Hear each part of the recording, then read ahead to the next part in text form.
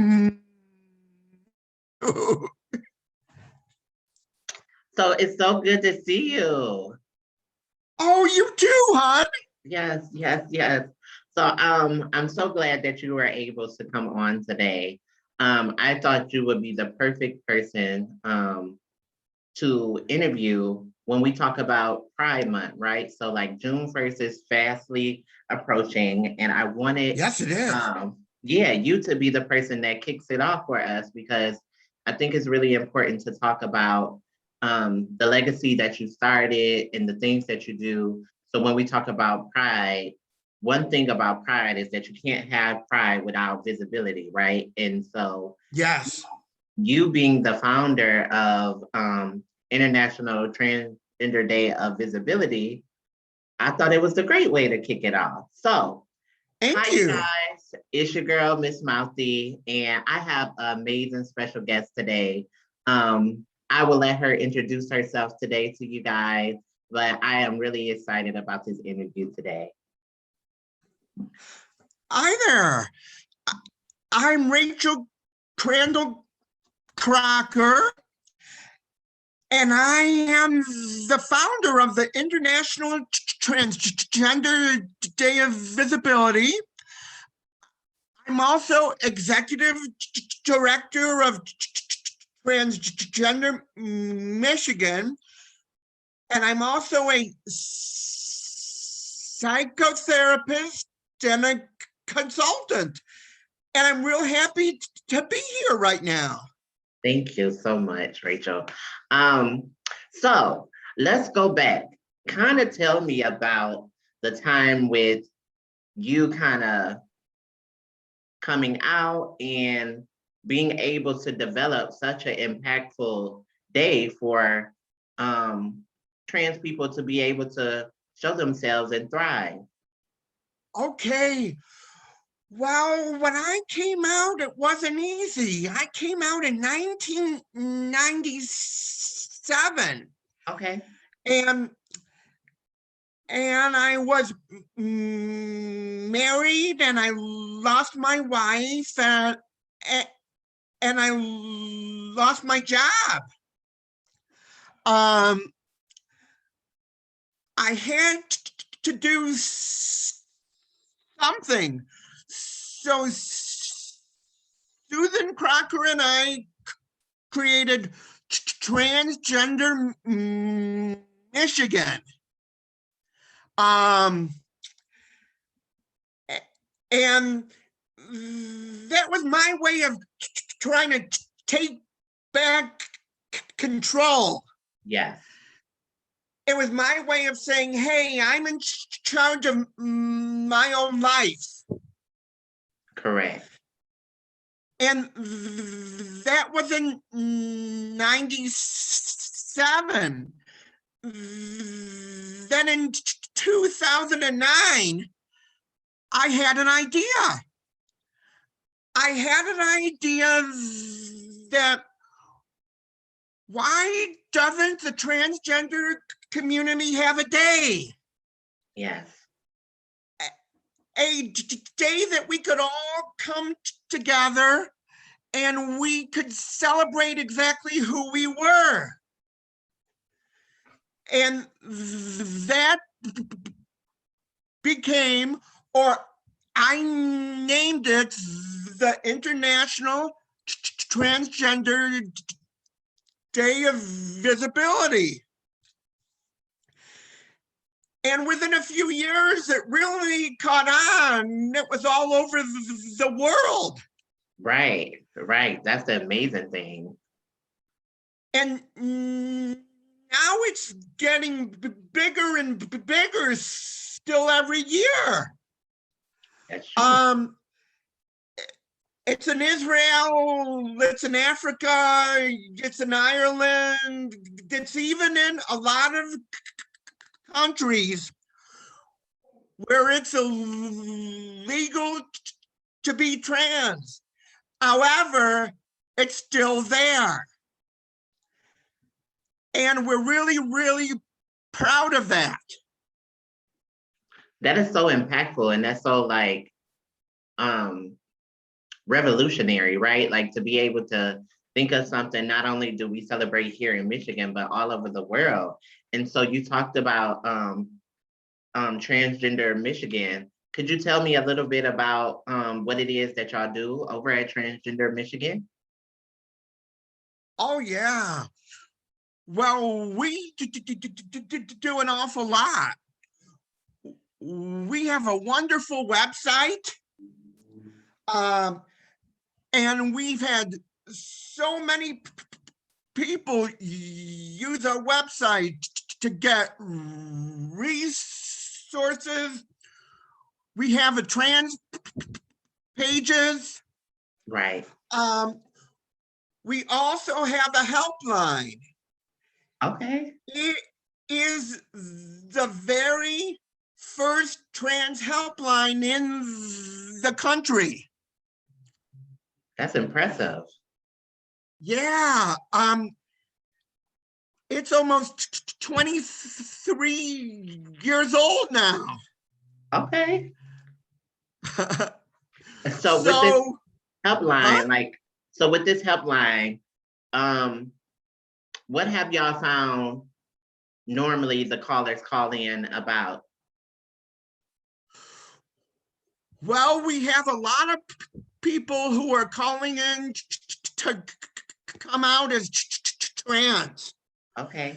And they're saying, I've never told anyone this. However, I'm really a girl. Yes. And we've had thousands and thousands of people calling us to come out. We also have people who are looking for resources. We also have professionals. Right. Police, nurses, doctors, clergy, social workers, psychologists, psychiatrists, who are asking us, well, I have a trans client, exactly what do I do? Right. And we educate them about our transgender community. Yes. That's so important. I think that's really great. So you also, when I first kind of met you, was way back in my affirmation days, and you were still being a trailblazer then. But one event that really stuck out to me is something that you normally host and participate is Pride in the Park. Could you tell the people a little bit about Pride in the Park? Oh, yes. Pride in the Park is a huge gathering. The last time we were able to have it as a result of COVID, we had 300 of us there. Right. That's impressive. And it's exactly what it is. We come together in a park in Ferndale, and we all come together. A lot of people who have never been out of the house dressed will come to Pride in the Park because it's a nice, safe place. Yes. That's really important. Yeah. And we have people coming from all over the country for it. Cool. It isn't only a Michigan thing. Yeah. And that's the good thing about it. Like when I went, I really enjoyed myself. It was me and my daughter. I connected with a lot of different people. But I noticed recently that you've been even getting recognition from the president for the work that you do. Yes. That's big. Yes. President Biden signed a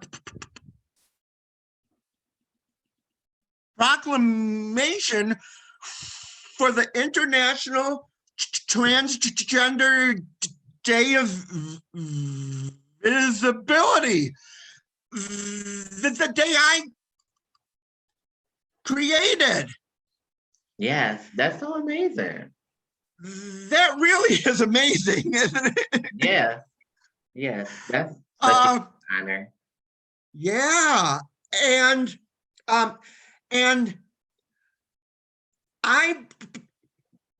been doing interviews. I did 2 interviews with CNN in Washington. Wow, that's amazing. That's an honor. Yeah, and articles about me have been in Ms. Magazine and in USA Today and everywhere. That is so good. I'm so happy and proud of you. Thank you.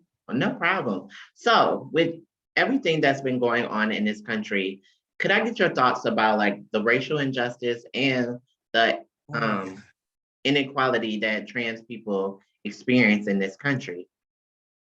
Okay. Well,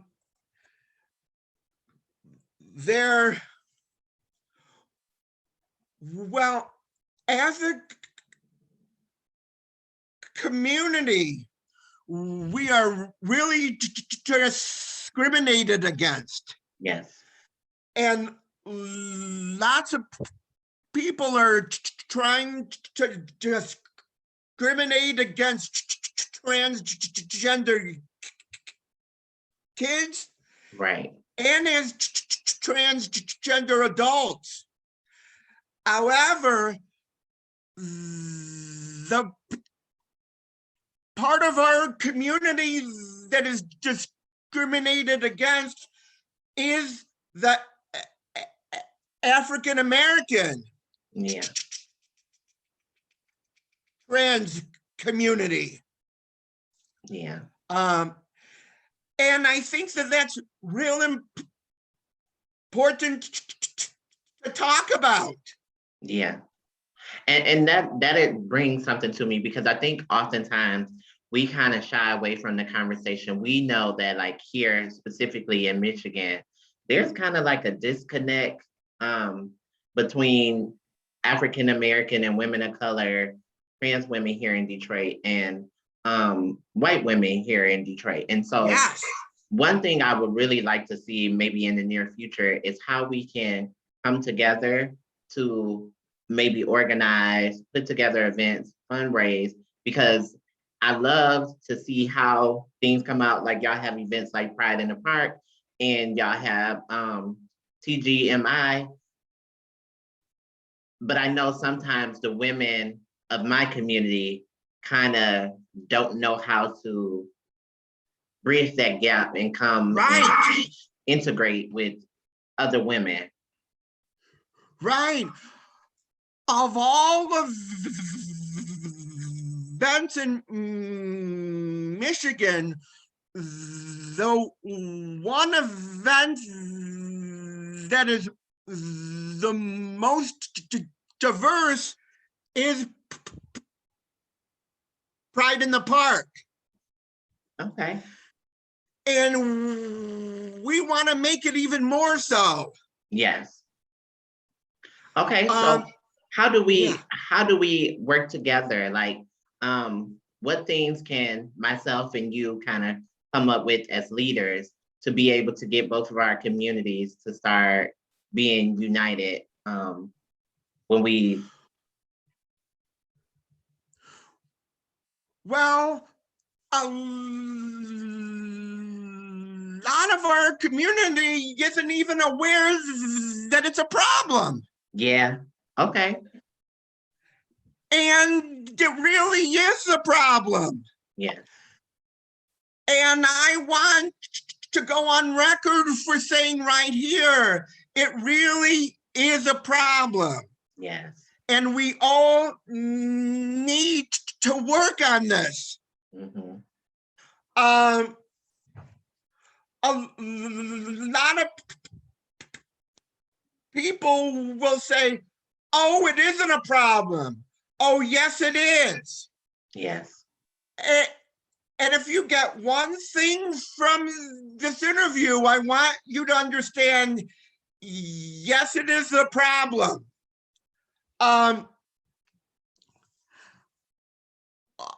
Hopefully, we will be able to have Pride in the Park this summer. Yes. Yeah. And I'm inviting everyone. Okay. I'm inviting everyone. Hey, Raquel, what can we do to make it more accessible to the whole community? I don't know if y'all have a planning committee, but if y'all have a planning committee, it would be good that if we had some representation to like see how y'all organize, to be a part and lend a voice, and lend hands, right? Like help y'all into y'all event, but also like we would love, like I see a lot of Michelle Fox Phillip, which I love and adore. Yeah. She's always coming and being like a voice and a representation of white trans women. And so I don't never really want to ever tokenize one woman to be the spokesperson for a whole community. So I would love to invite y'all to all the things that people of color have with trans experience to come and like be a part and be faced. So I know sometimes safety is a thing that is a barrier for most communities. Like, even though it looks prettier for women of color to go in Ferndale and feel safe, the reality is that we have to face kind of these stereotypical things, and we have to deal with police, over policing, and all of those other things. So it may not be the safest thing for us. But coming on the other side of 8 Mile, I know that trans women may not necessarily feel the safest. But if we could all just ensure each other's safety, that could be one thing that could make the start to turn the wheel a little different than what we have been doing before. Yes, we need to watch out for each other. Yes. We are one big community. We are in two communities, the white and the African American. We are one big community. Yes. And that's really what I want people to understand. Thank you so much. One thing about me that I just personally have to say that I love and adore about you, Rachel, is that you push through adversity all the time. Like the reason why you have been able to make an impactful event internationally, you have an organization that you're a part of that do great work that can potentially save somebody's life. And the fact that you are someone who gives care, like being a therapist is something that is really impactful. But the one thing that I feel like most people don't talk about is being ableist and like people who may have speech impediments and things of that nature, not allowing them space to be able to convey that. And I just really kind of wanted you to talk about those adversities when it comes to people who might be listening that have a speech impediment. Oh, yes, yes. I am disabled. I have disabilities. I am not fluent. However, I am still an international activist, Yes. even though I'm not fluent. And I want everyone to know, even if you have a disability, you too can be an activist. Yes. I've had people who tell me I should not be doing what I'm doing because I'm disabled. And you may have to beat me out, however I say bullshit. Yes. Okay.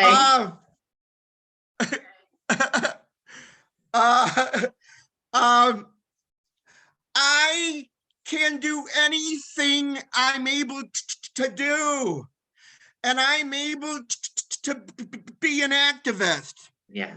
And even though some people may not like it, oh well. Okay. And I want everyone to know I am disabled. Mm-hmm. I do have a disability.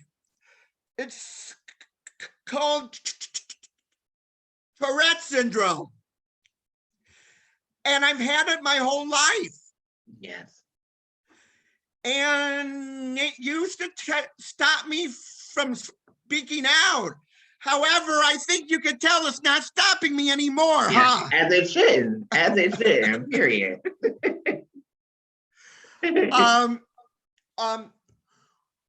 We all have different disabilities. Yes. Some of our disabilities are obvious, and some of our disabilities are not obvious. Right. And it's okay to have them. Mm-hmm. And I have disabilities. However, I'm a psychotherapist. Mm-hmm. I help others and I help heal others. Yes.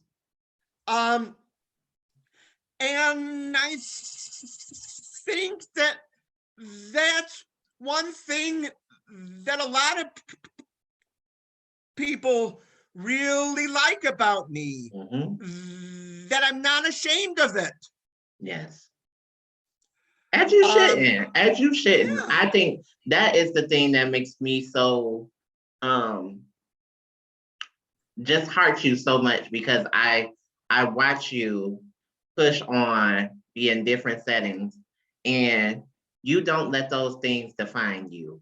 And I think if people could start taking a page out of your book and realize that you can push through whatever disability or trauma or anything in life, then you can make it. And you're a walking example of that. And I just adore that. And so how we'll close this out. Tell me one thing that you're prideful about of being a trans woman.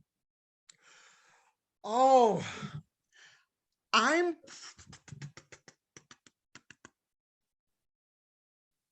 prideful that I gave myself the gift of being me. Yes.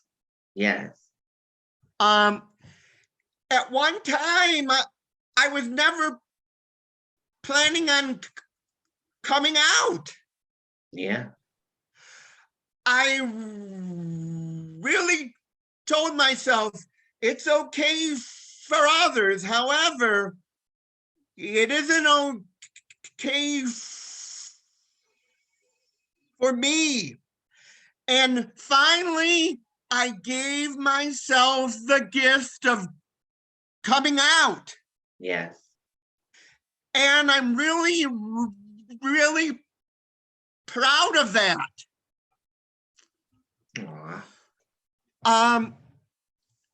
It's okay to be different. Yes. I am different. It's okay. Come join our community. We want everyone. Yes. Yes. Thank you so much, Rachel. I think you are just phenomenal in everything that you do. So keep up the good work. Is there anything we should be looking forward to the future with you? Oh, Anything you got yes. coming out? We are still waiting to hear for sure from the Park and Recreation if we can have transgender pride in the park. It is looking good. Okay. And